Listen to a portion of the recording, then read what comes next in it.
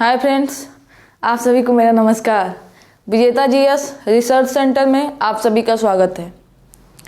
आज हम जानेंगे अनुसूचियों के बारे में, जो प्रत्येक प्रतियोगी परीक्षाओं के लिए इम्पोर्टेंट है। प्रत्येक प्रतियोगी परीक्षाओं में यहाँ से प्रश्न बनता है। इसमें संविधान संशोधन से भी बनता है। जो 9वीं 10वीं 11वीं और 12वीं अनुसूचियाँ हैं उसमें संशोधन किया गया है, उसका भी प्रश्न बनता है। फिर जैसे कि हम जानते हैं कि मूल संविधान में 395 अनुच्छेद, 22 भाग और 8 अनुसूचियाँ थीं, लेकिन अब वर्तमान में 465 अनुच्छेद, 25 भाग और 12 अनुसूचियाँ हो गई हैं। तो आइए दोस्तों, अनुसूचियों के संबंध में आने वाले प्रश्नों को पढ़ते हैं, स्टार्ट करते हैं।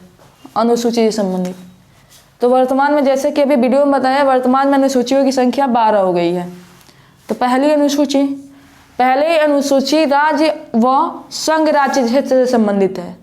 राज्य से और संघ राज्य क्षेत्र से संबंधित है।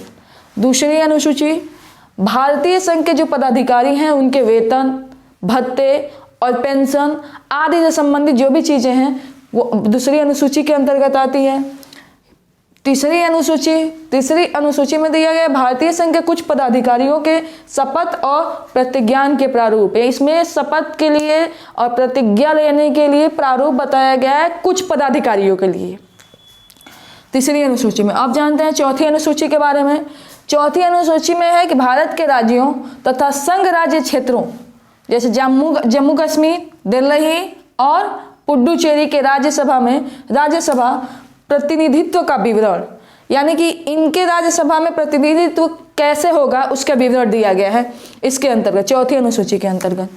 आइए नेक्स्ट शुरू करते हैं पांचवी अनुसूची में अनुसूचित क्षेत्रों, अनुसूचित जनजातियों के प्रशासन व नियंत्रण के बारे में उपबंध किया गया है। अनुसूचित क्षेत्र, अनुसूचित जनजातियों के प्रशासन और नियंत्रण के बारे में उपबंध। छठवीं अनुसूची में कुछ जनजातीय क्षेत्र हैं जो राज्यों से संबंधित हैं, उन राज्यों के बारे में दिया गया है। असम, मेघालय, त्रिपुरा और मिजोरम, ये जनजातीय क्षेत्र में भी प्रशासन के बारे में उपबंध किया गया है। जैसे कि पांचवी अनुसूची में था अनुसूचित क्षेत्रों और सभी अनुसूचित जनजातियों के प्रशासन व नियंत्रण से संबंधित, लेकिन इसमें नामित कर दिया गया है कि असम, मेघालय, त्रिपुरा और मिजोरम के जनजातीय क्षेत्रों के प्रशासन के बारे में उपबंध कहाँ मिलता है, तो छठवीं अनुसूची में मिलता है। नेक्स्ट सातवीं अनुसूची में केंद्र और राज्यों की शक्तियों का विभाजन किया गया है, जिसमें 3 सूची बनाई गई है: संघ सूची, राज्य सूची और समवर्ती सूची। संघ सूची में 97 विषय और राज्य सूची में 66 विषय, समवर्ती सूची में 47 विषय थे। किंतु वर्तमान में गणना के अनुसार देखा जाए तो संघ सूची में जब 97 विषय हैं, लेकिन गणना किया जाता है तो गणना के अनुसार 98 विषय माना जाता है। राज्य सूची में भी 66 विषय हैं, लेकिन गणना के अनुसार 59 विषय माना गया है। समवर्ती सूची में भी वही प्रक्रिया है कि 47 विषय हैं, लेकिन गणना किया जाता है तो ये 52 विषय हो जाते हैं। जैसे कि अनुच्छेद 3 मूल संविधान में अनुच्छेदों की संख्या 395 है, ठीक उसी प्रकार उसको गणना करते करते हम वर्तमान में 465 अनुच्छेद के रूप में जानते हैं। ठीक उसी प्रकार समवर्ती सूची को भी 47 विषय है, लेकिन गणना में 52 हो जाते हैं। संघ सूची भी 97 है, गणना में 98 हो जाते हैं। और राज्य सूची भी इसी प्रकार 66 विषय है, लेकिन 59 विषय माना जाता है गणना की दृष्टि से। फिर नेक्स्ट आते हैं आठवीं अनुसूची भाषा से संबंधित है, जो अभी तक 22 भाषाओं को मान्यता दे दिया गया है 8वीं अनुसूची के अंतर्गत। लेकिन जब मूल संविधान था तो उस समय 14 भाषाएं थी। जब संविधान बना था तो उस समय 14 भाषाओं को मान्यता दी गई थी, लेकिन वर्तमान में अभी तक 22 भाषाओं का उल्लेख किया गया है 8वीं अनुसूची के अंतर्गत। अब हम जानेंगे 9वीं अनुसूची विशिष्ट अधिनियमों और विनियमों के विधिमान्यकरण से संबंधित है, जो पहला संविधान संशोधन 1951 द्वारा जोड़ा गया है। 9वीं, 10वीं, 11वीं और 12वीं को संविधान संशोधन द्वारा जोड़ा गया है। तो 9वीं अनुसूची विशिष्ट अधिनियमों और विनियमों के विधिमान्यकरण से संबंधित है, जो प्रथम संविधान संशोधन 1951 में जोड़ा गया। यहाँ से प्रश्न खूब पूछता है।